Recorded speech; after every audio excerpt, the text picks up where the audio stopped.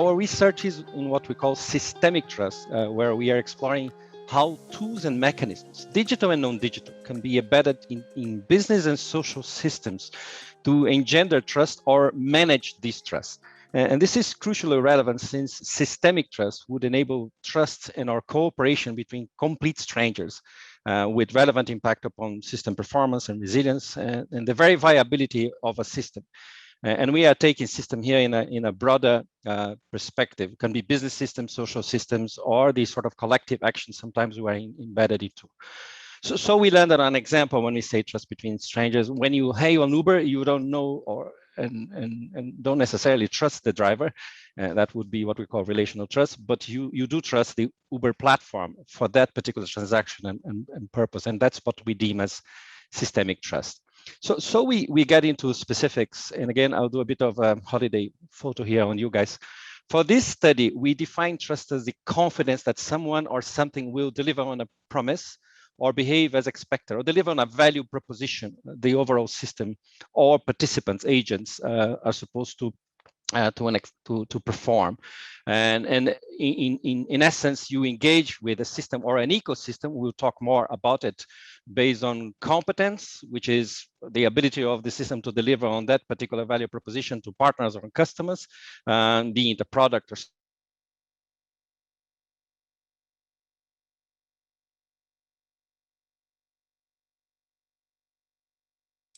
Marcus, you're muted for some reason. So sorry,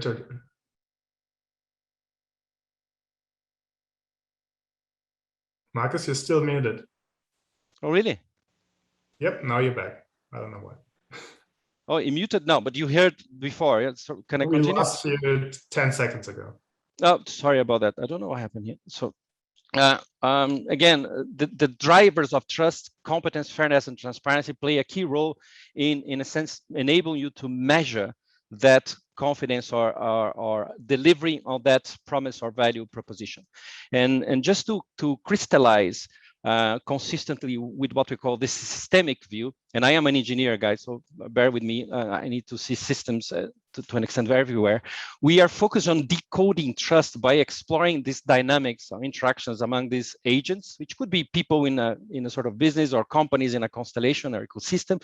It could be all of us, say, in a sort of a pandemic fighting, if you like, to an extent, free agents self-organizing, and the patterns of behavior are influenced by how we actually cooperate. So hence the need for trust. And we're very interested in the cycle that goes all the way from when an agent is actually deciding to trust, sort of inside the main brand, through the process of engaging other agents in the process, and cooperation to an extent emerges. And understanding that whole process, which would enable transactions that could happen directly, physically, or through a platform, digitally.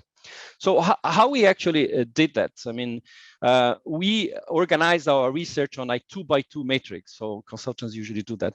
And the focus of our first year, we are getting into the third year. This is the second one, was to demonstrate the role of trust in successful business ecosystems as a constellation of things like the Apple iOS or Google or whatever, and Airbnb for that purpose. And how you can purposely design these ecosystems for trust, as opposed to naively expecting that trust will spontaneously emerge between complete strangers. So in the second year, we are actually to an extent playing with these two perspectives, moving northeast and exploring trust from two complementary perspectives. One is an outside-in perspective, where we are actually understanding how a system is perceived, a company is perceived through an NLP-based proxy of a trust index. An inside-out perspective, and we advanced to generalize the bottom-up findings from sort of the study on ecosystems to find ways to engender trust or manage distrust on a systematic way using digital trust networks, as we call them. And this perspective seeks to populate a spectrum between generalized trust, trust or confidence in the overall entity, and particularized trust or relationships or transactions. And as you move from one spectrum to the other, the concept of third-party relation becomes more explicit in the trust for what. So let me share a bit of the highlights on progress made on these 3 years and dimensions. We basically started by exploring the role of trust in business ecosystems, where we look at a massive graveyard of over 100 failed business ecosystems. And we went into this by wanting to understand if and how trust was playing any role whatsoever in the failures and inability to stay alive of these systems, in contrast to their successful peers. So as I mentioned, I mean, we studied things like Orkut versus Facebook, or Ring BlackBerry versus Android or iOS, or House Trip versus Airbnb. And what we found, as you see in some of these numbers, is that trust does play a meaningful role in the success or failure, the sort of right and left hand side of those ecosystems. Mistrust wasn't always the final nail in the coffin, sort of the root cause, but it played a key role in sending more than half of them to the graveyard. And why was that? Many of the failed ecosystems made the mistake of naively assuming that cooperation, anchored on trust, would spontaneously emerge between complete strangers. And yet we found non-cooperative behavior in 71% of the failures. On the flip side, nearly 9 in 10 of the successful ecosystems we analyzed actively embedded trust right into the workings of the platform. They built what we call systemic trust. In essence, ecosystems competed on trust, and trust is designed as a competitive advantage. So the question then becomes, how did they do it? How did they design for trust? And when we looked into the successful ecosystems, we identified 7 classes of trust tools, as we call them, in the toolboxes. So are actually artifacts that are embedded into the platform to either enhance or substitute for trust. So very quickly through the 7 of them, and starting with access. Many of these successful cases are very clear on who they would allow in or kick out of the platform for bad behavior. All of them had some sort of contracts formalizing the relationship, though we didn't play a very meaningful role in them. Incentives. The successful ecosystems actively encourage cooperation using rewards or motivating participants to interact in a positive way. So marketplaces such as eBay, Amazon use this kind of stuff with sellers' reputation as an incentive. So if you have a good reputation, you usually charge higher prices. And then there is what we call control here. I think many of them shape partners' behavior in an ecosystem. So the actual systemic behavior they aspire would emerge. And that's clear, for instance, when in an Uber, again, the driver is actually mandated or dictated to take a particular route. So the passenger trusts the driver isn't going to take the long route. So you are shaping and controlling behavior to an extent. And then there is transparency. Many of the ecosystems make past and present behavior visible to everyone. And that's clear when you book, for instance, Airbnb. And Airbnb has managed to do it both ways with the guests and the hosts. And then there is intermediation. So the platform as a middleman in the moments of truth of cooperation. And last but not least, things go wrong. So how does the platform handle mishaps or prevent them from happening in the first place? So these are the tools. And then what we found was, I mean, their presence in the platforms, and these are segments, 5 classes of ecosystems we analyze. So each line is one class of 2, and each column is one ecosystem.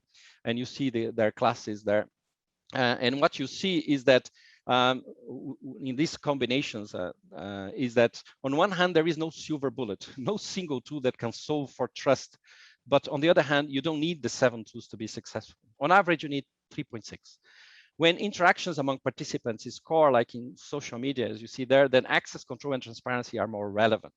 When a sort of manned last mile is necessary for the fulfillment of the promise, like in most gig economy ecosystems, such as Airbnb, then mitigation tools are crucial to handle failed delivery. And when there is a large information asymmetry, like in selling of used goods on a marketplace, then a combination of intermediation mitigation is important. And of course, when the ecosystem has multiple dimensions, then a big combination of tools is necessary. Finally, on digital, the blue squares you see there, it plays a crucial role in enabling trust and in some cases enabling the very existence of the business ecosystem. In essence, digital can be the backbone of systemic trust. However, there is no such a thing as trustless trust. No matter how fabulous the code is or how advanced the blockchain, trust cannot be created by digital solutions alone, which is why we found nearly 9 in 10 of the successful ecosystems we studied to be kind of bionic or bionic trust systems, meaning that they use a combination of digital and non-digital human tools like governance, contracts, policies to design for trust. And this is migrating this year to something like, can we generalize this? This is ecosystems. Can we do it with every system, which gets to the architecture of trust?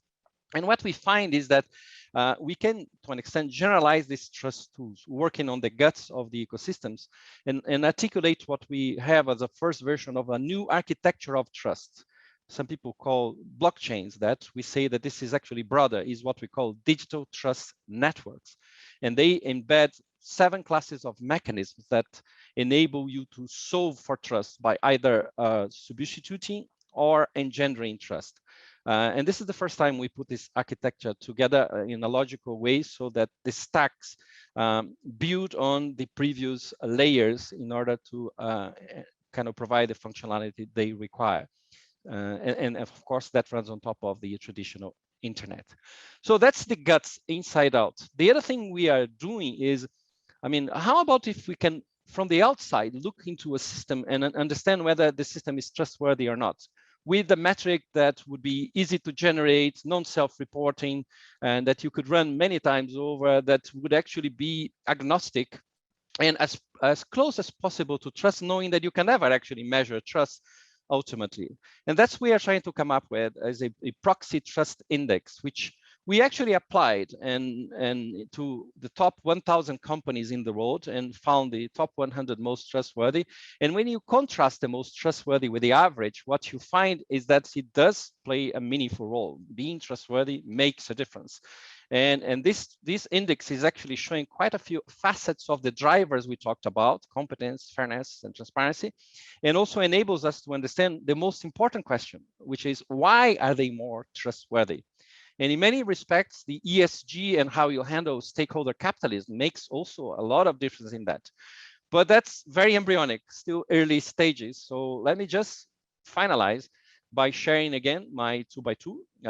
And again, what we are looking to do, migrating from the ecosystems research, which was mostly bottom up. Look at the graveyard and see graveyard of ecosystems that failed, and understand whether we could learn something from their failures, their frictions.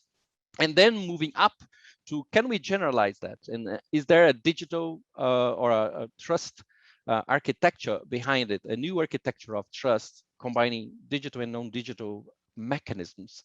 And last but not least, we went in the second year, in the last few slides, to look from the outside at the broader system. And in the third year, what we are hoping to do is to apply that to quite a few case studies, being it in business, a traditional company, an ecosystem, or governments, to understand their limits and to better learn about how this process we mentioned actually manifests itself in different domains. That's basically what I wanted to share with you guys very quickly, and sorry for the sort of TED Talk. If you really want to engage further, happy to engage by LinkedIn and share more on the publications we've put together. Thank you very much.